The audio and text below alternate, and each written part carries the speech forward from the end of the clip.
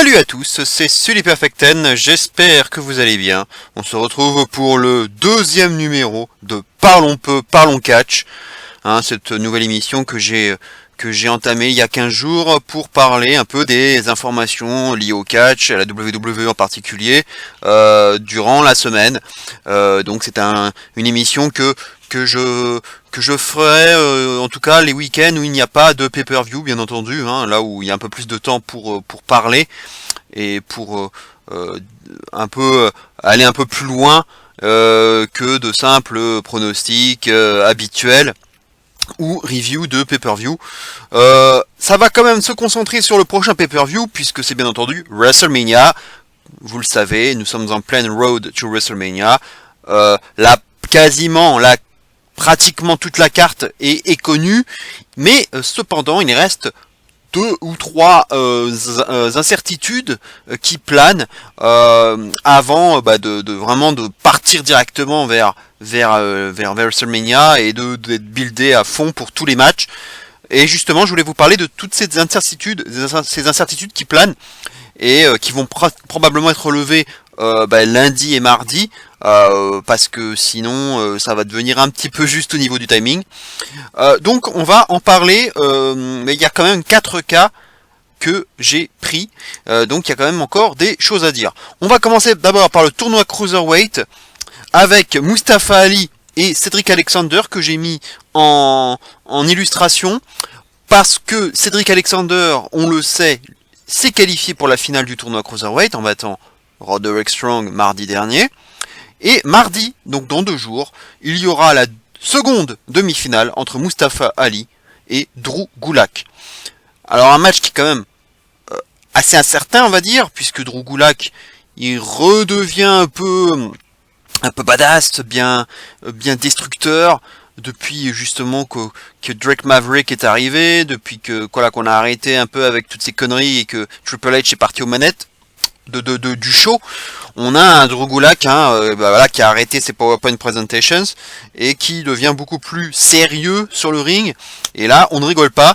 Il n'a pas hésité à être dur sur Tony Nese, son ancien copain, on va dire, lors de son match précédent.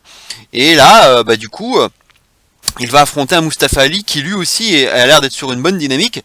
On l'a vu même faire des belles vignettes là, sympathiques, 2 vignettes là, coup sur coup, 2 semaines de suite, avec sa capuche, un peu en mode badass.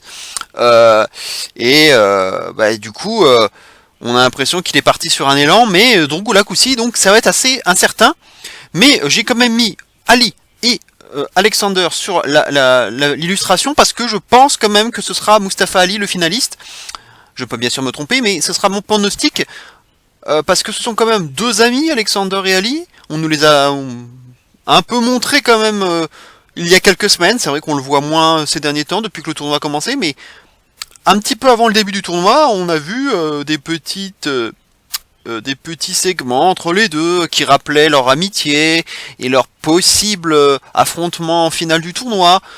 Donc ce teasing me dit que ça pourrait très bien se faire. Les deux se sont déjà affrontés à 205 Live et fin janvier, victoire d'Alexander d'ailleurs, mais il pourrait tout à fait faire une revanche avec un Ali justement revanchard et qui pourrait dire tu m'as battu il y a quelques semaines, mais cette fois-ci je prendrai ma revanche et ce sera moi qui te battrai et prendrai la ceinture Cruiserweight. Et en plus, Drew Gulak, même s'il est très bon et que voilà en heel, en heel dur sur l'homme comme on a pu le voir ces derniers temps, contre Alexander on l'a vu plusieurs fois, c'est du vu et du revu, ça serait moins original on va dire, même si ce serait une configuration traditionnelle avec un heel contre un face, mais bon avec Triple H aux manettes, qui est déjà aux manettes de NXT, on l'a vu, il est tout à fait envisageable d'avoir un face contre face. Maintenant c'est quelque chose qui devient presque monnaie courante, donc il ne faut pas non plus se dire que c'est sûr et certain que ça va être un heel contre un face, donc que ça va être Alexander contre Drew Gulak. Donc moi voilà, mon pronostic ça va être Ali, mais quoi qu'il en soit, on peut le dire, que ce soit l'un ou l'autre, on aura une belle finale. On aura certainement une belle finale. Si le match a lieu durant le kick-off, je serais déçu. Malheureusement, j'en ai bien peur. La carte est tellement lourde et tellement copieuse, ça va être difficile de placer les cruiserweight dans la carte principale, mais malheureusement, j'ai bien peur que ce soit le cas. On va voir, hein. L'année dernière, c'était le cas, en tout cas. On verra bien, hein. J'espère quand même qu'ils vont avoir une meilleure exposition que ça. Et surtout que le match sera bon et qu'il va durer quand même un certain temps, au moins un bon quart d'heure, ce serait déjà une bonne chose. Quant à la qualité du match, je n'ai pas de doute là-dessus, ça va être un super match à l'image de ce tournoi qui a vraiment été très bon et qui a remis un peu en lumière 205 Live, hein. Merci Triple H d'être revenu là pour relever le niveau. Drake Maverick aussi qui est plutôt pas mal aussi en tant que GM. Bref, 205 Live renaît de ses cendres, on va dire.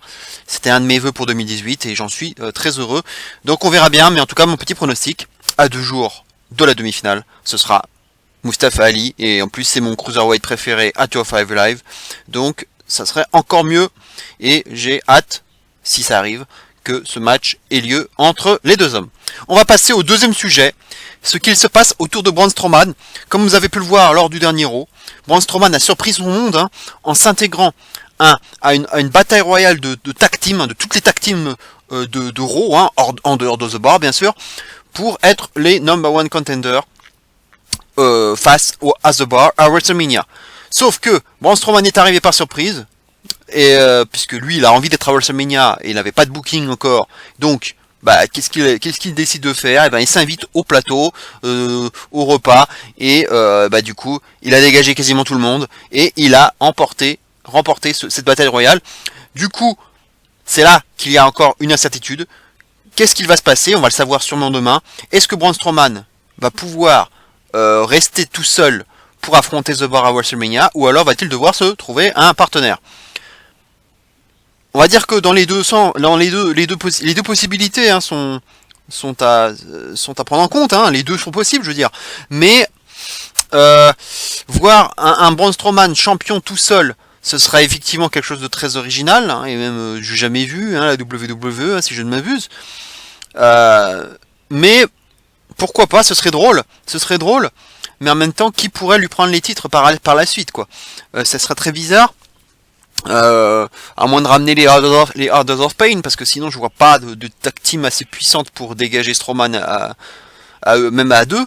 Donc du coup, et au vu de cette petite feud qu'il y a eu, je vais quand même partir vers un partenaire, et ce serait plutôt Elias, hein, comme l'illustre cette photo.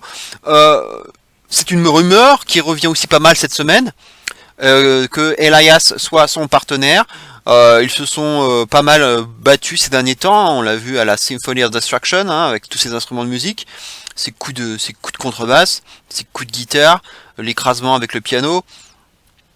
Et donc ça se poursuit, ça partait en course poursuite même. On l'a vu la semaine d'avant où il était reparti dans sa bagnole, Elias, et puis finalement Braun Strowman l'avait stoppé en soulevant la bagnole. Bref, c'était la destruction. Mais le dernier Raw, on a vu Elias avec sa Minerve qui n'a même pas pu chanter et qui est parti tout de suite en disant au public que c'était de leur faute.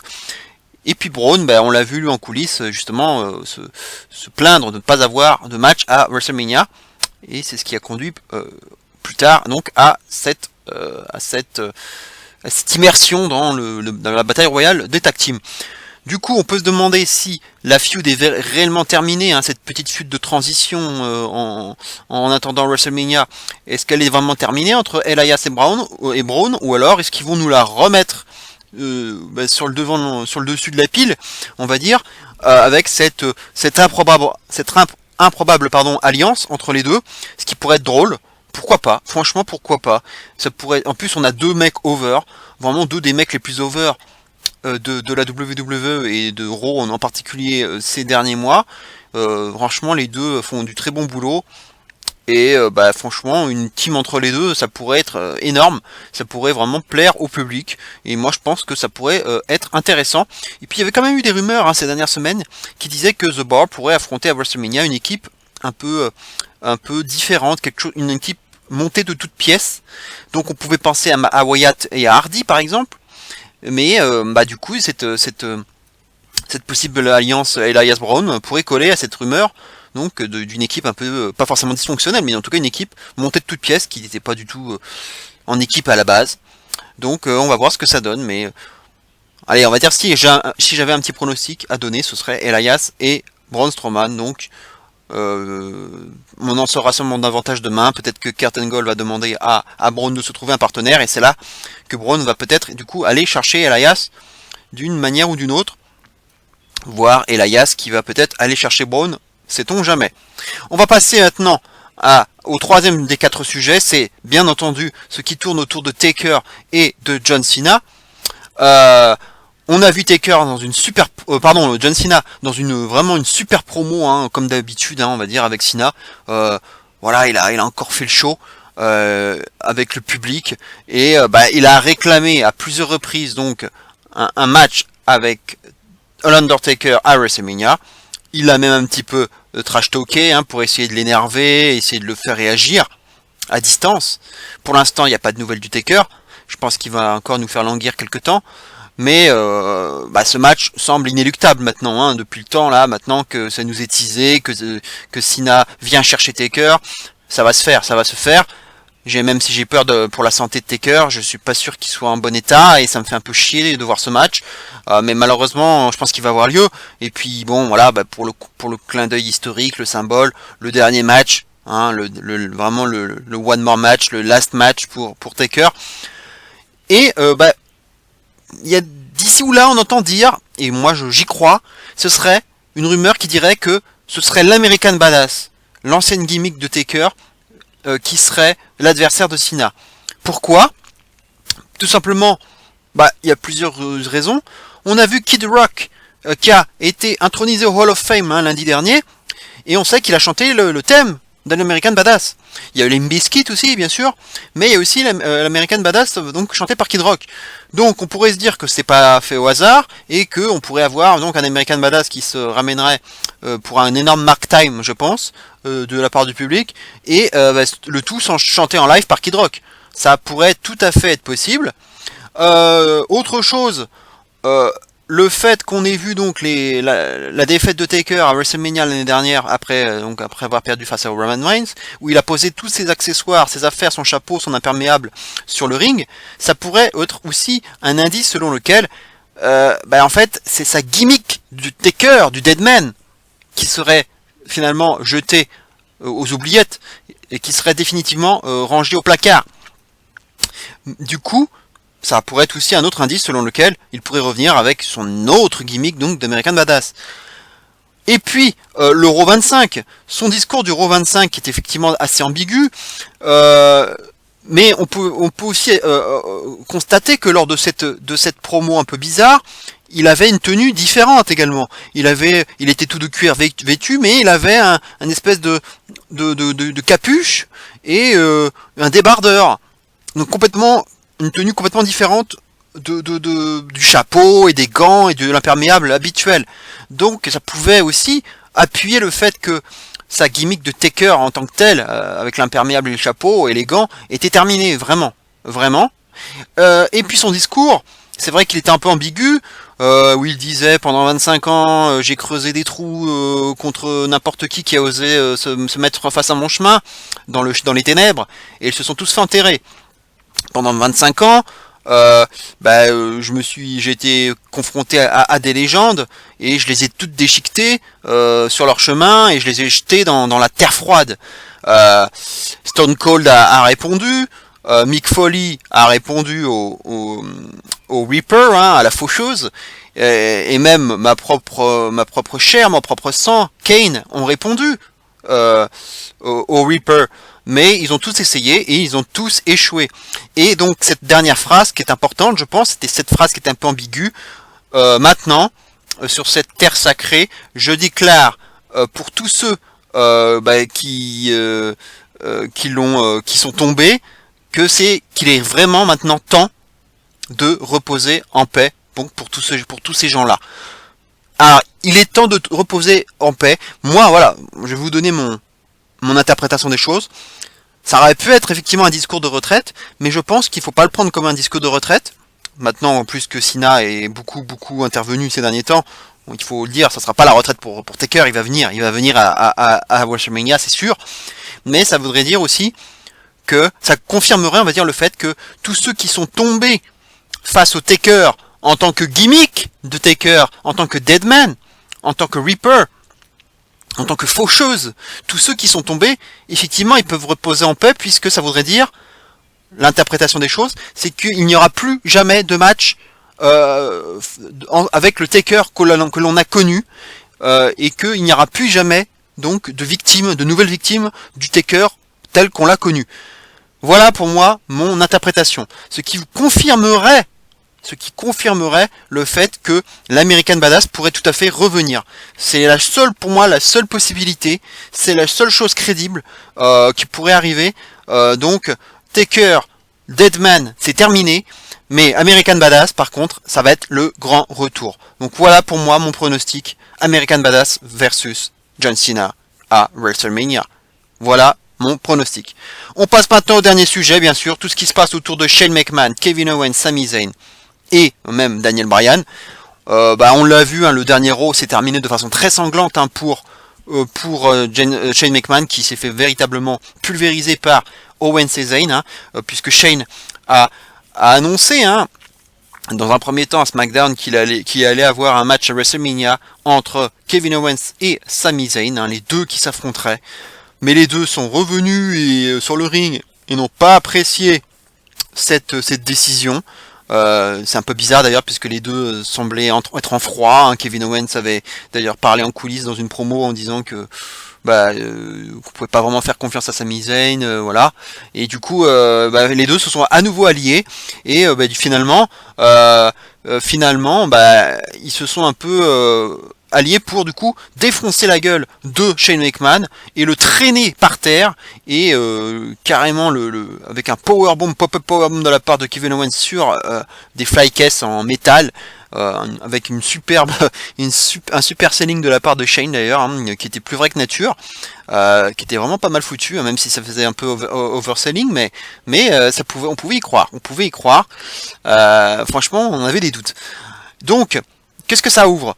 En plus, Shane donc avait dit qu'il serait plus commissionnaire à l'issue de ce show, donc maintenant on peut le dire, Shane McMahon n'est plus commissionnaire. Ça veut dire quoi?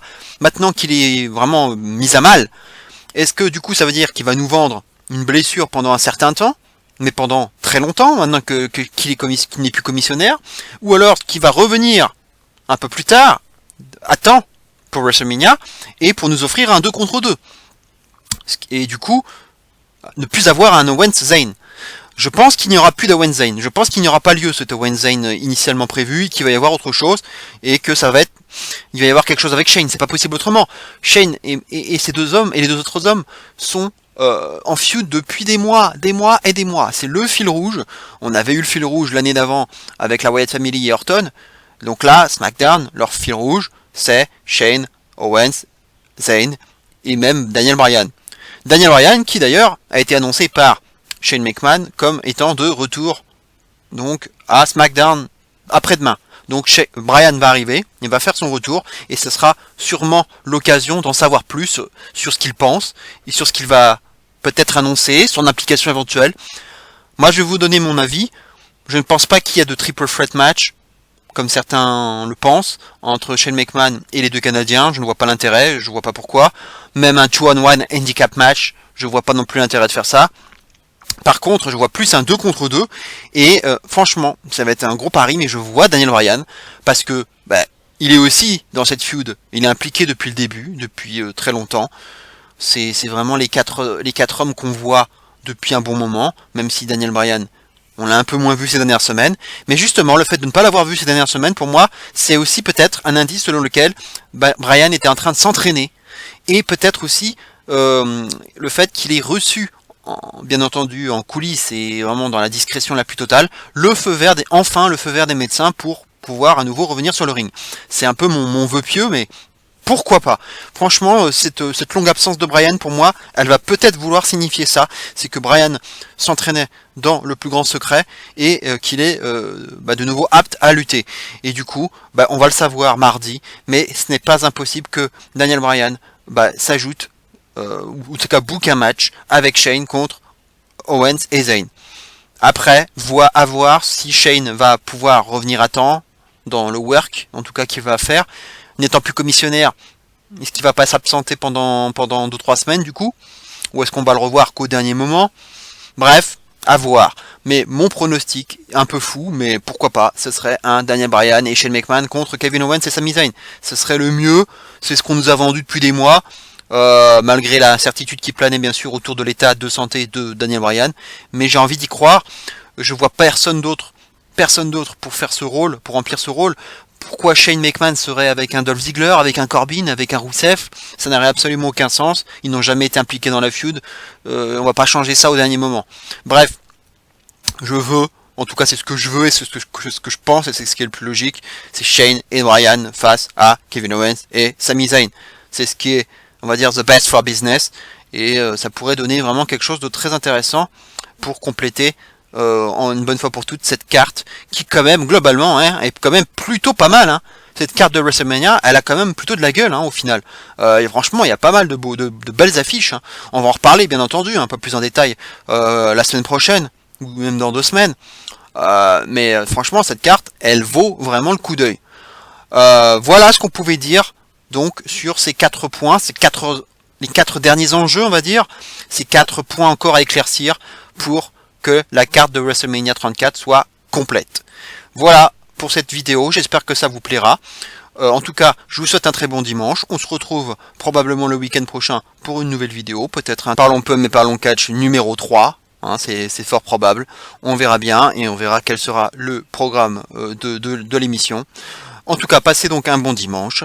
Reposez-vous bien. Couvrez-vous bien, parce que le froid est revenu. Et d'ici là, bien entendu, n'oubliez surtout pas, vive le catch. Ciao à tous.